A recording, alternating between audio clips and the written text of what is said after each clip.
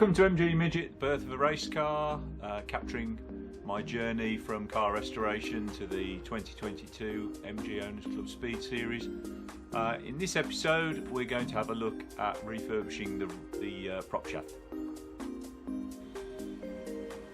So I've got the prop shaft out of the car. My plan is here simply just to replace the universal joints. So what I'm going to do first of all is get it into a bench vise and look to remove the existing UJs. So in the vise what I've done is used a socket just to bang down the cap and free up the space where the circlip is, and then with a set of circlip pliers you should just be able to then remove the circlip from the prop shaft. So good idea with these is just to retain all of the parts that you take out in the order that you took them out. You never know if you might need some of those, you might drop a needle bearing or something like that, so always useful to keep your parts. So once we've got the circlips out, next step is to press out the caps, and I've made a little homemade tool in order to do that. Tools don't get any cruder, so this is my tool. This is 2 blocks and held together with a scrap piece of steel that I had lying around. So I'll show you how I'm going to use that.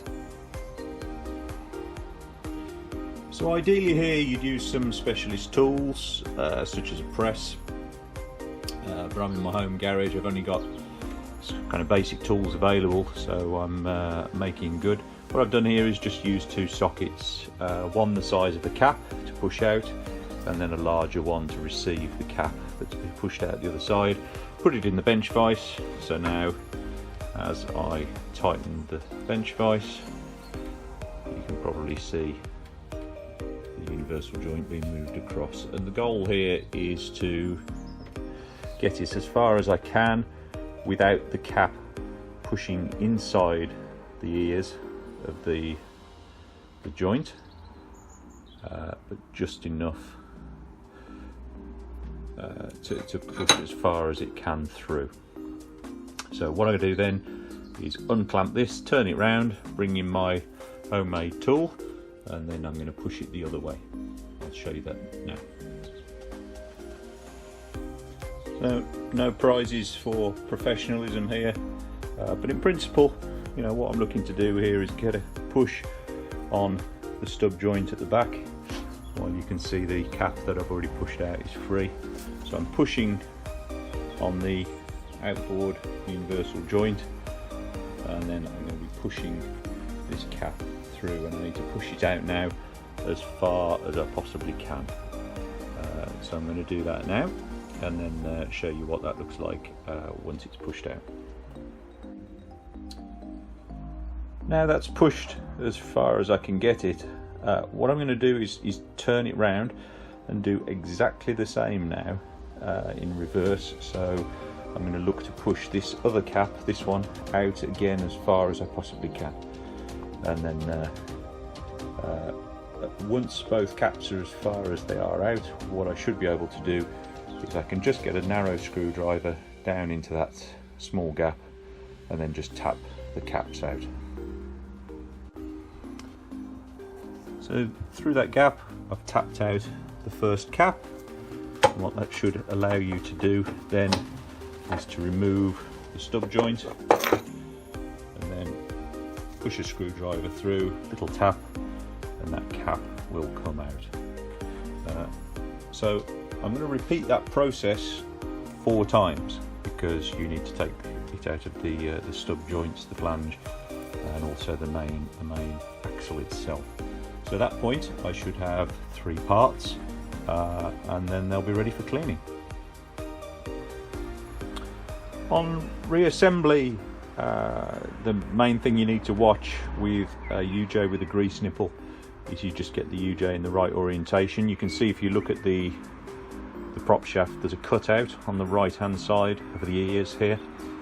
So that's where the grease nipple needs to go. So I'm going to put the universal joint in the prop shaft side first, and I'm going to use the press, well the bench vise, to squeeze one cap in first, then put the universal joint in, then the other cap, and then press it far enough in so that I can get the circlips in. Okay, so I'll put one cap in and then put the universal joint in, so you can see where the grease nipple now will fit into the recess to allow its full movement when it's fully assembled. So the assembly is the reverse of the disassembly. So what I'm using here is the bench vise, just to clamp the caps in place, and be really careful as you clamp it in, just to make sure that the universal joint is going in parallel. Again, I've made sure that the grease nipple lines up with the indent in the prop shaft. Pressed in 2 caps, made sure that's in cleanly. Now I'm going to use the socket just to press them up tight and then put the circlips in. So I've got the universal joint back together again now, nice and free.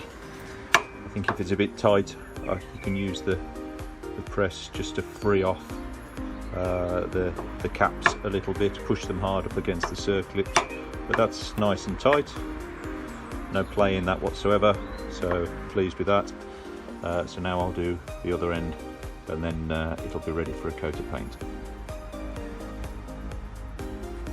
So there we are, both UJs in. You can see the slip stub there, that's nice, rotating freely, just needs greasing up. So now I'm going to paint the prop shaft. Point to note here is that I'm not actually going to rebalance this, but strictly speaking you should rebalance the prop shaft now. So I'm going to gamble. If there's any vibration in the car, I'm going to accept that fact that I'll have to take that out. I know the engine's going to have to come out probably a few times anyway, so at that point I'll take the shaft off again and get it sent away for balancing. Right, so let's get it painted. And there we have it, one finished prop shaft, new universal joints, ready to go back on the car.